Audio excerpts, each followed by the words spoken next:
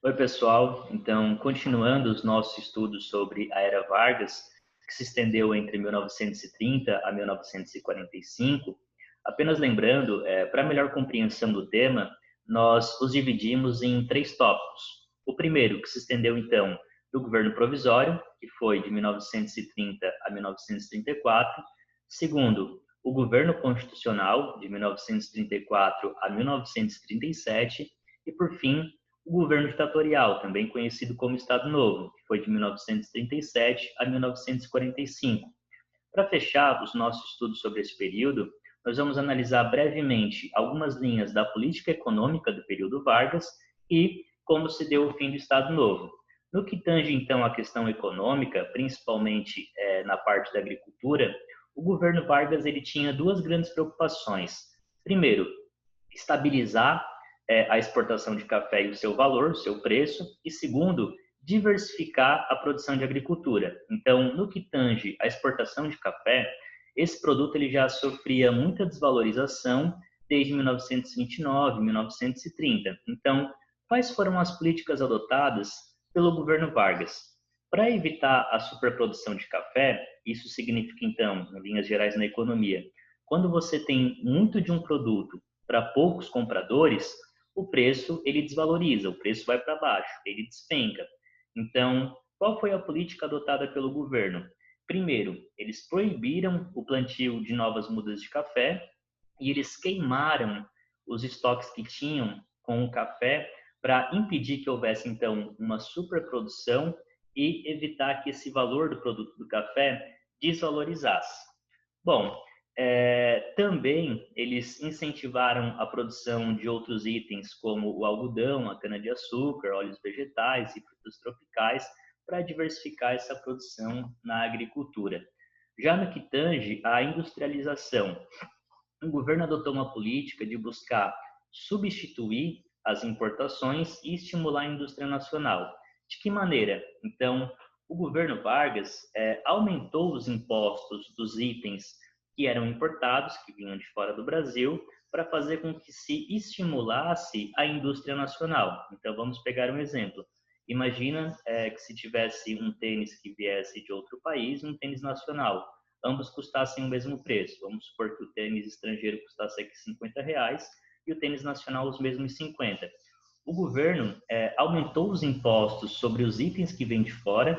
Então, vamos imaginar aqui, só um exemplo, que o tênis estrangeiro acabou custando R$ 100 e o tênis nacional se manteve com os seus R$ 50. Com isso, se estimulou, então, a produção da indústria nacional. Então, com isso, o número de indústrias no país, ele dobrou. Indústrias que vai do setor de alimentos, de tecidos, de calçados, de móveis, entre muitos outros. Filiais também de indústrias estrangeiras também vieram para cá, no ramo da indústria farmacêutica, de eletrodomésticos, enfim, dos mais variados itens. Outra questão, o Estado brasileiro passou a intervir na economia e criar empresas estatais em setores estratégicos, como de produção de máquinas, equipamentos pesados, de produtos químicos básicos, de minérios, entre outros. Duas empresas que são criadas nesse período se destaca a Companhia Vale do Rio Doce, que tem a exploração de minério em Minas Gerais, essa foi privatizada nos anos 90, e a Companhia Siderúrgica Nacional, com o fornecimento de aço. Bom, mesmo com esse incentivo à indústria nacional, ela não vai superar a tradicional agricultura de exportação, que é o pilar da economia brasileira até hoje. Entre 1942 e 1945, produtos agrícolas, como o algodão e o café principalmente, voltam a ser exportados em condições favoráveis, com preços bons para o país. No que tange agora ao trabalhismo e ao populismo. Então, nós vimos que houve um investimento, né, na industrialização do país. Então, com o aumento de número de indústrias, cresce o número de operários. Boa parte desses operários saíam de regiões com muita desigualdade social, com fome, onde aconteciam muitas secas, e iam para alguns centros, principalmente São Paulo e Rio de Janeiro, em busca de emprego. Então, muitas pessoas migraram do Nordeste, por exemplo, para São Paulo e Rio de Janeiro em busca de uma vida melhor. Também vai se ter, então, o desenvolvimento da política trabalhista do governo Vargas. Essa política trabalhista, ela é olhada de uma maneira ambivalente, vamos dizer assim, porque ao mesmo tempo em que era concedido direitos para os trabalhadores, isso se dava também no intuito de controlar esses trabalhadores, controlando os seus meios de reivindicações, os seus meios de diálogo, os sindicatos principalmente. Mas que leis trabalhistas foram essas?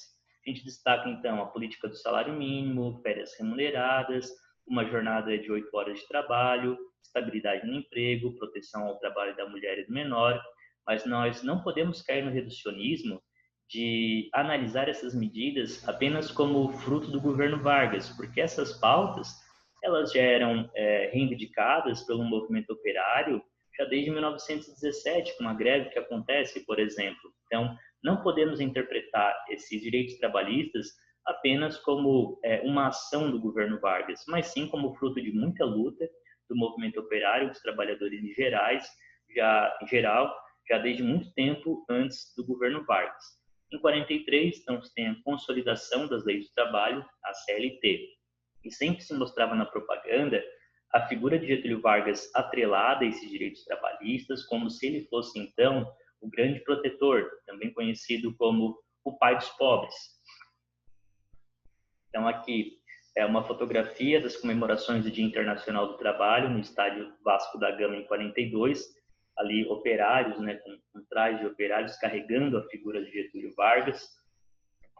Aqui também, num cartaz que convidava os trabalhadores para as comemorações do 1º de maio, sempre então colocando Getúlio Vargas como o carro-chefe da industrialização, como o gerador de empregos, como a pessoa que possibilitou uma melhora na vida da população brasileira, né? Agora, o fim do Estado Novo. Então, esse modelo de governo do Vargas, ele já se viu desgastado após o fim da Segunda Guerra Mundial. A gente discutiu em aulas passadas que ele tinha muitas influências, né, de governos fascistas e nazistas. Então, a oposição se articula contra Vargas e ele já decide se antecipar aos seus adversários e procura, então, liderar uma abertura democrática.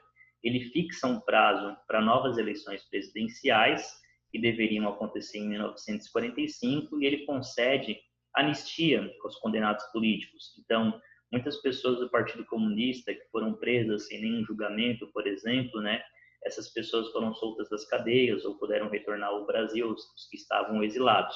Também há uma nova vida partidária com isso, então surge a União Democrática Nacional, que é a UDN, o Partido Social Democrático, o PSD, o Partido Trabalhista Brasileiro, o PTB, Partido Social Progressista, o PSP, a legalização do Partido Comunista do Brasil, o PCB, que estava na ilegalidade até então, né?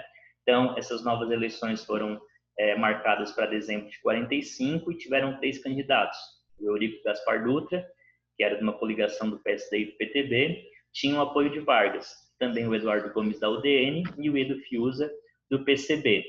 O Getúlio Vargas, ele tinha um papel meio ambivalente aí, porque ao mesmo tempo em que ele apoiava o Gaspar Dutra, ele também estimulava a população a lutar a lutar pela sua permanência no governo brasileiro. Foi um movimento conhecido como quererismo, ou Queremos o Getúlio. Bom, a parte da oposição, principalmente pessoas ligadas ao UDN, temiam que o Vargas não fosse respeitar esse processo eleitoral, de que talvez quisesse se manter no poder. Então, eles unem forças para derrubar o Getúlio Vargas da presidência. Tanto que, em 29 de outubro de 45, tropas do Exército, que foram lideradas por Góes Monteiro e o Eurico Gaspar Dutra, cercam a sede do governo e obrigam Getúlio Vargas a renunciar. Ele vai, então, se retirar do governo, vai para sua fazenda de São Borja, sua cidade natal, mas ele mantém o apoio ao Dutra, que é o que acaba vencendo as eleições. E com isso, a gente tem o fim do Estado Novo.